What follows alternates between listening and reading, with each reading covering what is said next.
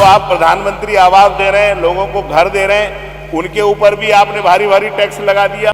ये सीधी सीधी सरकार एक तरह से टैक्स माफिया बनकर काम करने का काम कर रही है। सीधा 200% टैक्स बढ़ा दिया। नगरों के अंदर जो गरीब आदमी है, जो मजदूर आदमी है, जो ठेला लगाता है, खोपचा लगाता है, उन सारे लोगों के ऊपर इतने भारी टैक्स लगा दिए जाएंगे। जब आप टैक्स बढ़ा देंगे 200%, तो शहरों में रहने वाले गरीब आदमी का जीना दूभर हो जाएगा। मुरादाबाद के अंदर गरीब लोगों पर पानी का इतना भारी टैक्स है नगर निगम के अंदर, वो चुका नहीं पा रहे हैं। धन्यवाद अध्यक्ष जी, आपने इस महत्वपूर्ण विषय पर मुझे बोलने का मौका दिया। अध्यक्ष जी,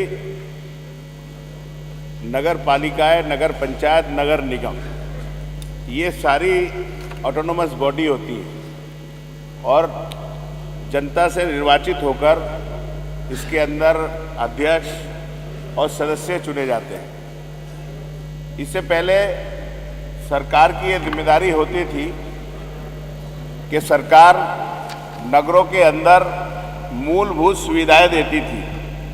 मूलभूत सुविधाओं में नगरों के अंदर सड़कों का बनाना, सफाई व्यवस्था करना, सीवर प्लांट का स्थापना करना और प्रकाश व्यवस्था करना, ये सारी मूलभूत सुविधाएं सरकार की जिम्मेदारी होती थी। और ये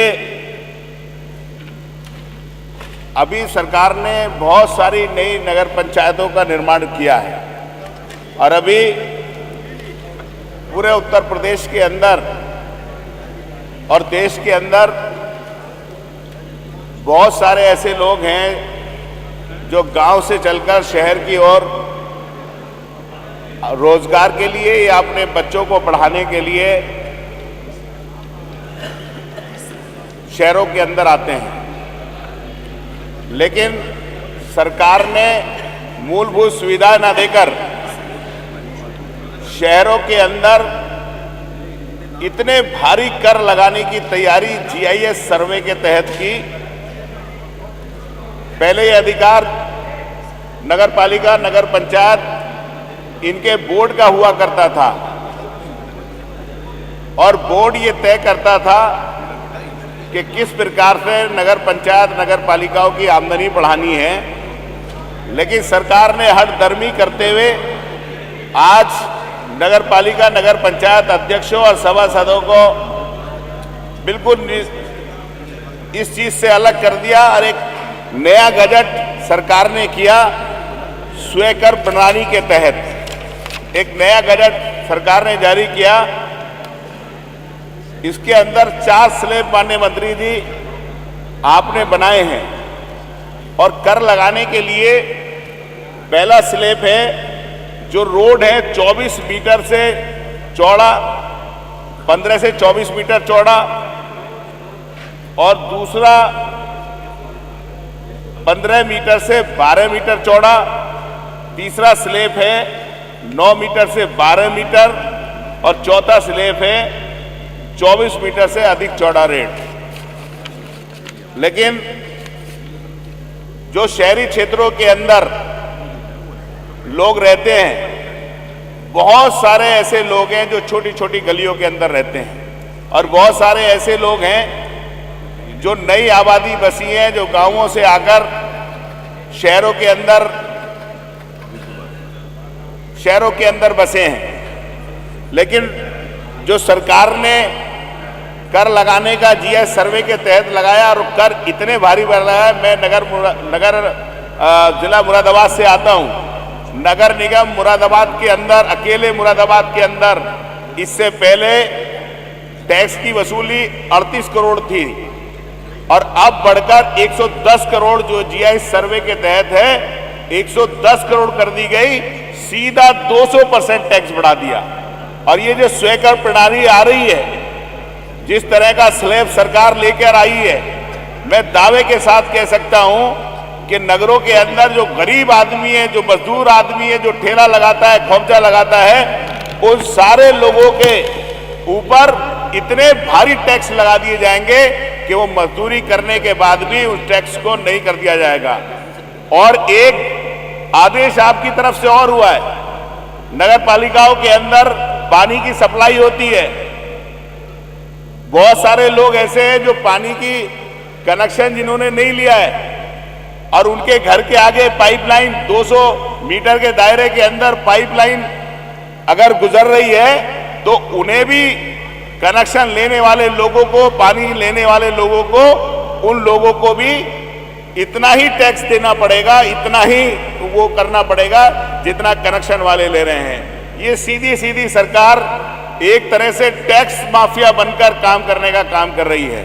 और जहां तक सवाल है कि आपने कहा कि हम स्मार्ट सिटी बनाएंगे, लेकिन मंत्री जी मैं कह रहा हूं आप इतने स्मार्ट आदमी हैं, इतने खूबसूरत आदमी हैं, भगवान ने हमें जैसे बनाया है, लंबे चौड़े आदमी हैं, लेकिन भगवान ना करे हमारे अंदर कोई कमी हो जाए, भगवान ना करे हमारी आंख ना हो, भगवान ना करे, अल्लाह ना करे हमारा हाथ ना हो, तो वो स्मार्टनेस, वो खूबसूरती जो स्मार्ट सिटी आप कह रहे हैं वो खत्म हो जाती है।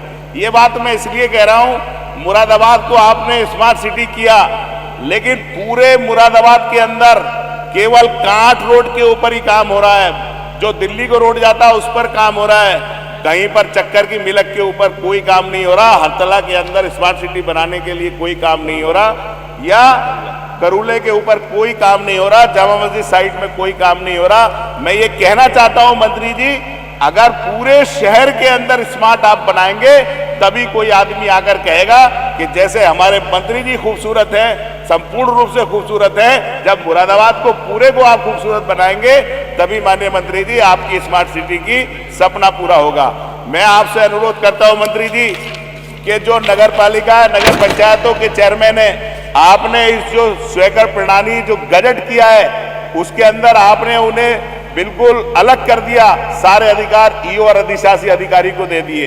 जब आप टैक्स बढ़ा देंगे 200%, तो नगर में रहने वाला हर आदमी समझेगा कि चेयरमैन ने और नगर पंचायत के मेंबर ने, बोर्ड ने ये अधिकार था और ये टैक्स बढ़ाने का काम किया है। ये सीधा सीधा उन लोगों के राजनीतिक भविष्य को खत्म करने का सरकार का प्रयास है। और मैं आपसे ये भी कहना चाहता हूं मंत्री जी कि यहाँ पर राजवित्त आयोग की आप धनराशि देते हैं और राजवित्त आयोग की धनराशि के अंतर्गत जो काम होते हैं, विकास होते हैं, जो तनख्वाह के बाद जो पैसा बचता है वो भी अधिकार बोर्ड का होता था।